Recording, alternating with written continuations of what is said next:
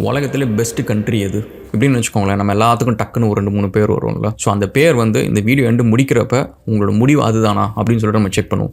அதாவது என்னை பொறுத்த வரைக்கும் உலகத்தில் பெஸ்ட்டு கண்ட்ரி, நல்ல கண்ட்ரி அப்படின்றது வந்து பணக்கார கண்ட்ரி கிடையாது.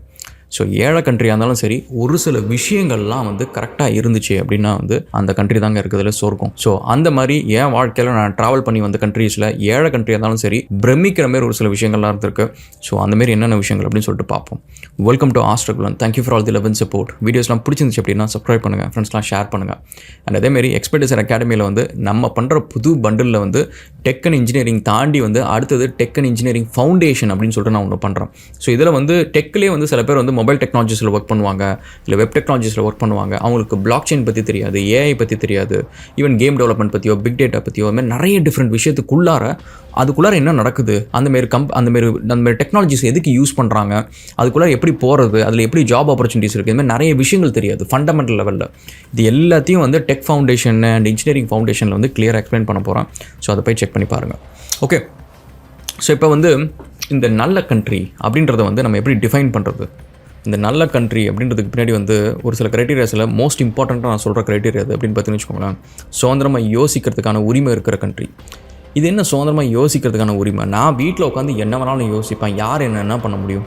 நார்த் கொரியாவில் இருக்கிற ஒருத்தன் வந்து வீட்டுக்குள்ளே உட்காந்து என்ன வேணாலும் யோசிக்கலாம். அமெரிக்காவில் இருக்கிறவனும் யோசிக்கலாம், இஸ்ரேலில் இருக்கிறவனும் யோசிக்கலாம், சவுதி அரேபியாவில் இருக்கிறவனும் யோசிக்கலாம். என்ன டிஃப்ரென்ஸு? யார் வேணால் என்ன யோசிக்கலாம்ல அப்படின்னு கேட்டிங்கன்னு வச்சுக்கோங்களேன். இந்த சுதந்திரமாக யோசிக்கிறதுன்றது இருக்குது பார்த்திங்களா, அது வந்து எதுக்கப்புறம் நடக்கும் அப்படின்னு பார்த்திங்கன்னா சுதந்திரமாக பேசினதுக்கப்புறம் தான். அந்த சுதந்திரமாக பேசுகிறதுக்கான உரிமை இல்லைன்னு வச்சுக்கோங்க, சுதந்திரமாக யோசிக்கவே முடியாது. ஒரு எக்ஸாம்பிள் சொல்லணும்னு வச்சுக்கோங்களேன், நம்ம இந்த ரிலீஜன் பற்றி நிறைய வீடியோஸ் போட்டோம். அதில் நீங்கள் கவனிச்சிங்கன்னா முக்கால்வாசி ரிலீஜன் சொல்கிறேன், 99.9 ரிலீஜன் வந்து பார்த்தீங்கன்னு வச்சுக்கோங்களேன், அந்த சுதந்திரமாக யோசிக்கிறதுக்கான உரிமை இருக்குன்றது நீ அந்த கமெண்ட் செக்ஷனை பார்த்தாலே தெரிஞ்சுக்கலாம். அவங்களும் ஒரு ஆள், எனக்குன்னு சொந்தமாக யோசிக்கிறதுக்கான அறிவு இருக்குது, நான் தப்பு கரெக்டாக வந்து நான் முடிவு பண்ணுவேன், ஒரு புக்கில் சொல்கிறத மட்டும் நான் கண்மூடித்தனமாக நம்ப மாட்டேன் அப்படின்றத வந்து 99% ஆஃப் த தரப்பு மக்கள் வந்து அதை ப்ரூவ் பண்ணுறாங்க. ஒரே ஒரு தரப்பு மக்கள் மட்டும் 100%, நான் சொல்கிறது வந்து அந்த தரப்பு மக்களில் பாதி பேர்லாம் கிடையாது, 100% வந்து அந்த சுயமாக யோசிக்கிறது அப்படின்ற அந்த ஒரு விஷயமே கிடையாது. ஏன் அப்படின்னா அங்கே வந்து இந்த ஃப்ரீடம் ஆஃப் டாக்கிங்கே கிடையாது. அங்கே ஒரு விஷயத்தை வந்து டிஸ்கஷனுக்கு அங்கே வேலையே கிடையாது. நீ வந்து இந்த மதத்தை பற்றி நீ உட்காந்து பேச முடியாது, ஆர்கியூ பண்ண முடியாது, டிபேட் பண்ண முடியாது. டிபேட் பண்ணால் தானே நம்ம ஏதோ ஒரு மாற்றத்தை கொண்டு வர முடியும். அந்த டிபேட்டே பண்ண முடியாத இடத்துல வந்து எதுக்கு யோசிச்சுக்கிட்டு? நீங்கள் வந்து ஸ்கூலுக்கு போனீங்கன்னு வச்சுக்கோங்களேன், அந்த first standard, second standard, third ஸ்டாண்டர்ட்லாம் பார்த்தீங்கன்னா டீச்சர் இருந்தாலும் ஒரே சத்தமாக இருக்கும். அதே நீங்கள் 12th ஸ்டாண்டர்ட் போனீங்கன்னு வச்சுக்கோங்களேன், டீச்சர் இருந்தால் கிளாஸ் ரொம்ப குவைட்டாக இருக்கும். இந்த ரெண்டுத்துக்கும் என்ன டிஃப்ரென்ஸ்னு பார்த்தீங்கன்னு வச்சுக்கோங்களேன், இந்த சின்ன கிளாஸில் போய்ட்டு நீங்கள் வந்து ஏதோ ஒன்று சொல்லுங்களேன். ஃபோட்டோசிந்தசிஸ்னால் வந்து சூரியனை வந்து செடி வந்து பார்த்துச்சு அப்படின்னா அது வந்து சாப்பாடு சமைக்கும் குளோரோஃபில்லை வச்சு அப்படின்னு சொல்லிட்டு நம்ம ஒரு ப்ராசஸ் சொன்னு வச்சுக்கோங்களேன், பசங்க விளையாட்டுத்தனமாக கேட்பாங்க. அப்போ வந்து நிழல் இருந்துச்சுன்னா அது என்ன பிளான்ட் என்ன சாப்பிடாதா, அன்றைக்கி என்ன பட்னியாக இருக்குமா அப்படின்னு சொல்லிட்டு ஏதாவது ஒரு கேள்வி வந்து விளையாட்டுத்தனமாக கேட்டாலும் நம்ம வந்து ரோட்டில் போகிற யாரோ ஒருத்தர் நிறுத்தி ஏதாவது பேசு அப்படின்னா நான் என்னத்தை பேசுவேன் அப்படின்னு கேட்பாங்க. ஏன்னா தாட் எதுவுமே கிடையாது, பேசுறதுக்கு அவங்க எதுவுமே யோசிக்கவே இல்லை. ஏன்னா பேசுறதுக்கான ஆப்பர்ச்சுனிட்டி அவங்களுக்கு இது வரைக்கும் வரும்னு தெரியக்கூட இல்லை. ஸோ அப்போ வந்து சின்ன கிளாஸ் பசங்களுக்கு வந்து தெரியும், நான் எதை கேட்டாலும் நான் திரும்ப நான் பேச முடியும், எனக்கு பேசுறதுக்கான உரிமை இருக்குது அப்படின்ற இடத்துல வந்து அவங்க யோசிச்சு தான் அவங்க பேசுகிறாங்க. 12th ஸ்டாண்டர்ட் பசங்கள்ட்ட நீங்கள் போனீங்கன்னு வச்சுக்கோங்களேன், அதே தான், ஏதாவது பேசு கிளாஸில் எந்திரிச்சின்னு அப்படின்னா பேச முடியாது. ஏன்னா அவங்களுக்கு பேசுறதுக்கான ஆப்பர்ச்சுனிட்டி கிடைக்கும்னு அவங்களுக்கு தெரியவே தெரியாது. அவங்களுக்கு முதல்ல அந்த உரிமை இருக்குன்னு கூட தெரியாது. ஸோ அப்போ வந்து ஃப்ரீடமாக அவங்களால யோசிக்க கூட முடியாது. இந்த ஃப்ரீடம் ஆஃப் திங்கிங், அதாவது இந்த சொந்தமாக யோசிக்கிறது, சுதந்திரமாக பேசுகிறது, சுதந்திரமாக யோசிக்கிறது, இந்த விஷயங்கள்லாம் வந்து எந்த கண்ட்ரியில் இருக்குதோ அது வந்து பெஸ்ட் கண்ட்ரி அப்படின்னு சொல்லுவேன்.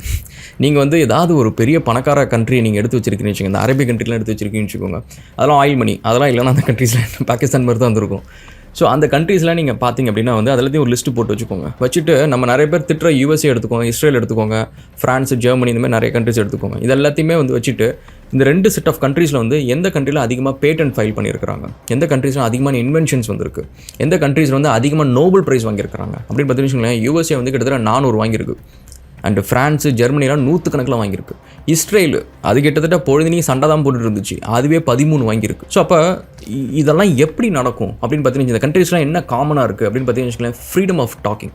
நீங்கள் வந்து ஃப்ரீடம் ஆஃப் ஸ்பீச் அங்கே அந்த கண்ட்ரீஸில் இருக்குது. நீங்கள் வந்து அந்த கண்ட்ரீஸில் போய்ட்டு அந்த கண்ட்ரீஸோட பிரசிடென்ட்டை, அந்த பிரசிடென்ட் உள்ளார ஆஃபீஸில் இருப்பார், வெளியில் உட்காந்து நீங்கள் கோஷம் போடலாம், பெரிய பிளக்கார்டை வச்சுக்கிட்டு நீங்கள் நிற்கலாம், நீ எல்லாம் தகுதியே கிடையாது, நீ வெளியில் போடா அப்படின்னு சொல்லிட்டு நீங்கள் சொல்ல முடியும் உங்களால். ஸோ அப்போ அந்த மாதிரி ஃப்ரீடமாக பேசுகிற இடத்துல வந்து ஃப்ரீடமாக நம்மளால் யோசிக்கவும் முடியும். ஸோ ஒரு நல்ல கண்ட்ரிக்கான ஃபஸ்ட்டு மோஸ்ட் இம்பார்ட்டன்ட் க்ரைட்டீரியா வந்து ஃப்ரீடமாக யோசிக்கிறதுக்கான ஒரு உரிமை இருக்கணும், ஃப்ரீடமாக பேசுகிறதுக்கான ஒரு உரிமை இருக்கணும். ஸோ அது வந்து ஃபஸ்ட்டு விஷயம். அதேமாதிரி செகண்ட் க்ரைட்டீரியா வந்து மக்களுக்கு அடிப்படையாக ஒரு 6 விஷயத்தை நீங்கள் கொடுத்தீங்கனாலே போதும்.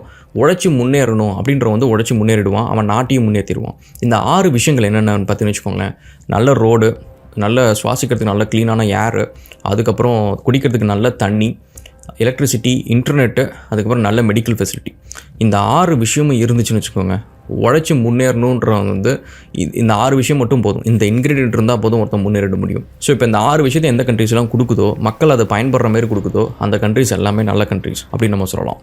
நெக்ஸ்ட்டு நல்ல கண்ட்ரினா சொந்த காலில் நிற்க தெரியணும்.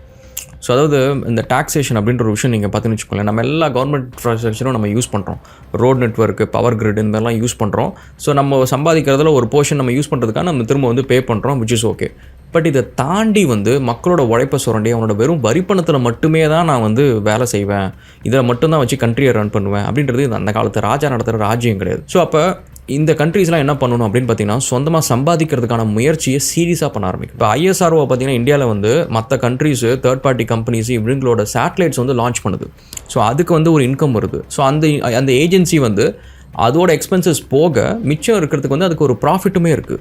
இதே மாதிரி தான் நீங்கள் பார்த்தீங்கன்னா பாப்பா நியூ கினியா ஒரு சில கண்ட்ரீஸில் வந்து இந்த மைனிங்ஸ் இதெல்லாம் வந்து தேர்ட் பார்ட்டிக்கு கொடுக்குறது கிடையாது, கவர்மெண்ட்டே அந்த மைனிங்கை ரன் பண்ணுது. தேர்ட் பார்ட்டி கொலாபரேஷன் வந்து ஜஸ்ட் ஃபார் ஆப்ரேஷன்ஸ் தானே தவிர பெரிய ப்ராஃபிட் ஷேரிங் கிடையாது, சின்ன ப்ராஃபிட் ஷேரிங் தான் கொடுக்குறாங்க. ஸோ அப்போ என்ன ஆகும்னா, அந்த கண்ட்ரியோட இன்கம், அந்த இதுலேருந்து வர இன்கம் வந்து 100% அந்த கண்ட்ரிக்கு போகும். இப்போ நம்ம ஊரில் என்ன பண்ணுறோம், ஏர்போர்ட்லேருந்து எல்லாத்தையுமே நம்ம வந்து தார பார்த்துட்ருக்குறோம், ப்ரைவேட்டைசேஷன் சொல்லிட்டு தார பார்த்துட்ருக்குறோம். ஒரு ப்ரைவேட் கம்பெனியால் அதை நல்லா நடத்த முடியுது அப்படின்னா என்ன, அவனு மனுஷனை வச்சு தானே பண்ணுறான், அவன் மட்டும் ஏலியன்ஸை வச்சா பண்ணுறான். ஸோ அவன் வந்து ஒரு CEO, நான் அந்த வேலையை நல்லா செய்கிறான் அப்படின்னா இந்த கவர்மெண்ட் ஏஜென்சி ஏன் வந்து அந்த வேலையை செய்ய முடியறதில்ல? இப்போ இவங்க எதுவுமே மேனேஜ் பண்ண முடியாது, கவனே பண்ண தெரியாது அப்படின்னா இவங்க எதுக்கு முதல்ல வந்து எலெக்ஷனை வந்து நிற்கிறாங்க? ஸோ இதெல்லாம் பண்ணுறது தானே அவங்க வேலையை. ஸோ அப்போ என்னென்னா, இந்தமாரி விஷயங்கள்லாம் பண்ணி இதுலேருந்து இன்கம் கொண்டு வரணும். ஒரு டோல் ரோடை அதை மெயின்டைனும் பண்ண மாட்டானுங்க, அதுக்கான இன்னமும் வந்து வரி கலெக்ட் பண்ணிட்டு இருக்கிறாங்க. எதுக்கு அந்த மாதிரி வரி கலெக்ட் பண்ணணும்? ஒரு ரோடு கட்டியாச்சா, அதுக்கு மொத்தமாக ஒரு 100 கோடி ரூபா செலவாக இருக்குதா? இவ்வளோ தூரம் மக்கள்கிட்ட வந்து வரி பணம் வாங்கி அந்த டோலில் கனெக்ட் பண்ணி 100 கோடி ரூபா தாண்டிடுச்சு இல்லை? இனிமேல் மந்த்லி மெயின்டெனன்ஸ் என்ன மாதம் 100 கோடியாக தேவை? மாதம் வந்து ஒரு 10 கோடி ரூபா தேவைன்னா 10 கோடி ரூபா இத்தனை பேர் ட்ராவல் பண்ணுறாங்க, 1 லட்சம் பேர் 2 லட்சம் பேர் ட்ராவல் பண்ணுறாங்க அப்படின்னா இத்தனை பேர்கிட்டக்க ஒரு மாதத்துக்கு எவ்வளோ சார்ஜ் பண்ணணுமோ அந்த அமௌண்ட்டை சார்ஜ் பண்ணணும். அதை விட்டுட்டு இன்னும் ஏன் டோல் ப்ரைஸ் இன்க்ரீஸ் ஆகிட்டே போகுது? ஸோ இந்தமாரி மக்களோட உழைப்பை திருடி இதிலேருந்து நான் ஒரு கண்ட்ரியை பில்ட் பண்ணுவேன் அப்படின்றது என்றைக்குமே நல்ல கண்ட்ரியாக இருக்க போகிறதில்ல. ஸோ அந்தமாரி ஒவ்வொரு PSU யூனிட்ஸாக இருக்கட்டும், கவர்மெண்ட்ஸ் வந்து எந்தெந்த வழியில் வந்து நான் காசு சம்பாதிக்க முடியும், எந்தெந்த வழியில் வந்து நான் கவர்மெண்ட் ஏஜென்சிஸ் எல்லாம் ப்ராஃபிட்டபுளாக ரன் பண்ண முடியும் அப்படின்றத யோசிக்க ஆரம்பிக்கணும். ப்ரைவேட்டைசேஷன்றது வந்து கையால் ஆகிற வேலை. ஸோ ஏன் அது மட்டும் அது ஒரு மனுஷன் செய்கிறப்ப என்னால் ஏன் முடியாது அப்படின்றது வந்து இட்ஸ் நாட் பெரிய ராக்கெட் சயின்ஸான ஒரு விஷயம் கிடையாது.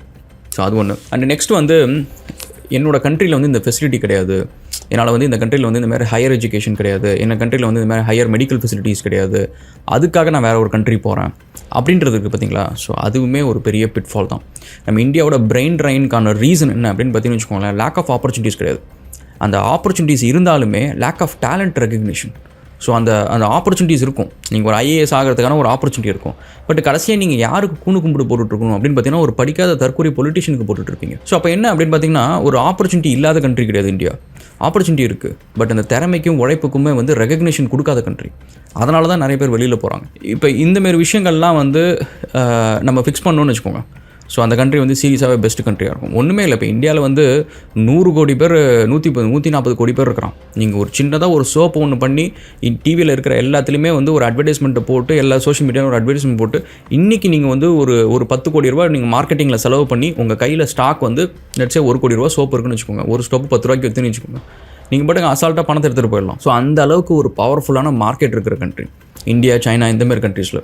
ஸோ இப்போ இந்த கண்ட்ரீஸில் வந்து இந்த மார்க்கெட்டை நம்மளை கேபிட்டலைஸ் பண்ண முடியாத சுச்சுவேஷன் ஏன் இருக்குது? இதுக்கு யார் தடையாக இருக்கிறா அப்படின்னு பார்த்தீங்கன்னா அந்த பியூரோக்ரஸி அடுத்தது. ஸோ ஃபஸ்ட்டு நம்மளோட டேலண்ட் இருந்தாலும் சரி, நம்மளுக்கு உழைப்பு இருந்தாலும் சரி, அதை ரெகனைஸ் பண்ணுறதில்ல. அதனால் வந்து மக்கள் வந்து எனக்கு எங்கே ரெகனேஷன் கிடைக்குமோ அங்கே நான் போகிறேன் அப்படின்ட்டு அங்கே போகிறாங்க. செகண்ட் வந்து இந்த மாதிரி எனக்கு பண்ணுறதுக்கு நான் ரெடியாக இருக்கிறேன், இது எல்லாத்தையுமே நான் போகிறதுக்கு ரெடியாக இருக்கிறேன் அப்படின்னாலுமே அங்கே பண்ண முடியாது உன்னால் அப்படின்றது யார் சொல்கிறது அப்படின்னு பார்த்தீங்கன்னா அந்த கவர்மெண்ட்டோட பியூரோக்ரஸி. இந்த ஃபார்மை ஃபில் பண்ணு, F1A 5 ஃபில் பண்ணு, B ஃபில் பண்ணு, F35 2 ஃபில் பண்ணு அப்படின்னு சொல்லிட்டு ஒரு 1000 ஃபார்மை கொடுத்து, சிவாஜி படத்தில் வரது வந்து சும்மா ஜோக் கிடையாதுங்க. இன்னுமே என் கம்பெனிஸில் ஒரு சில கம்பெனிஸில் பார்த்தீங்கன்னா அந்த GST பிரச்சனை, இது பிரச்சனை, அதில் இத்தனைக்கும் ஒன்றும் பெருசு கிடையாது. நாங்கள் எல்லாருமே 100% டேக்ஸ் கட்டிடுறோம். எல்லா கம்பெனியுமே ப்ராப்பராக டேக்ஸ் கட்டுற கம்பெனிஸ். ஸோ இருந்துமே வந்து சும்மா ஏதாவது ஒன்று அதை வாங்கணும் இதை வாங்கணுன்றதுக்காக நோயின்ட்டு ஏதாவது ஒன்று சொல்லிருக்கிறது, ஏதோ ஒரு லைசன்ஸ் எங்கே போனாலும் சரி எல்லா இடத்துலையுமே வந்து கொடுக்குறது. இப்போ ஆஸ்திரேலியாவில் பாருங்கள் அதே விஷயத்த நான் செஞ்சேன் அப்படின்னா எனக்கு அது ஒரு வேலையே கிடையாது, 5 நிமிஷம் 2 நிமிஷம் வேலை. லாஸ்ட் பாயிண்ட் இந்த வீடியோவில். ஸோ ஐ திங்க் இதில் நிறைய பேசலாம் நினைக்கிறேன். இந்த வீடியோ பிடிச்சிருந்துச்சுன்னா அடுத்தது இன்னொரு பார்ட்டு போடலாம். ஸோ நெக்ஸ்ட் நீங்கள் பார்த்தீங்கன்னு வச்சுக்கோங்களேன், லைஃப்பில் நம்ம சாதிக்கிறப்ப நம்மளோட விரோதி கூட வந்து நம்மள்ட்ட வந்து நல்லா பேசுவோம், நல்லா பழகுவோம். அந்த டைம் அதே மாதிரி தான் நம்ம இப்போ ஒரு கண்ட்ரின்றது வந்து நம்ம சாதிச்சா மட்டும் நம்ம கிட்டக்க வந்து நம்மளுக்கு வந்து இந்த சீஃப் மினிஸ்டர் பிரைம் மினிஸ்டர்லாம் ஃபோட்டோ எடுத்துகிட்டு காசு கொடுக்குறது இது மாதிரி இல்லாமல் லைஃப்பில் கீழே விழுற மக்கள் இருக்காங்க பார்த்தீங்களா, அவங்களுக்கு வந்து ஒரு உதவிக்கரம் கொடுத்தாலே போதும். ஏன்னா நம்ம வந்து ஜெயிக்கிறப்ப நம்மளை 1000 பேர் நம்ம கூட வந்து ஃபோட்டோ எடுத்துப்பாங்க, சிரிச்சுப்பாங்க. நான் சீரியஸாக சொல்கிறேன், இப்போ மட்டும் நான் ஒரு 10,000 கோடி வச்சுருந்தேன்னு வச்சுக்கோங்களேன். ஸோ நேற்றுக்கு பார்த்த கூலி ஆடியோ லான்ச்சில் வந்து நான் ஃபஸ்ட் ரோவில் உட்காந்துட்ருப்பேன். ஸோ அங்கே பேசினவங்க எல்லாருமே என்னையும் பற்றி ஒரு வார்த்தை பேசியிருப்பாங்க. ஓகே, சுபாஷ் கரனை பற்றி பேசினாங்க, இப்போ அவரை பற்றி பேச நிறுத்திட்டாங்க. ஏன்னா அவர் படம் அவ்வளோ வரதில்லை நினைக்கிறேன், ப்ரொடக்ஷனு லைக்கா ப்ரொடக்ஷனு. ஸோ அந்தமாரி வந்து பேசியிருப்பாங்க. ஆனால் அதுவே வந்து அதே சுபாஷ்கரன் வந்து இப்போ லாஸ்ட்டில் போயிட்டுருக்கிறாரு, அவரால் படம் எடுக்க முடியல அப்படின்னா அந்தமாரி பேசினவங்க யாருமே வந்து அன்றைக்கி வந்து அவர் எவ்வளோ தங்கமான மனுஷன், எவ்வளோ நல்ல உள்ளம் கொண்டவர் அப்படின்ட்டு அவருக்கு ஒரு 10 கோடி ரூபா கொடுப்பாங்களா அப்படின்னு கேட்டிங்கன்னா கிடையாது.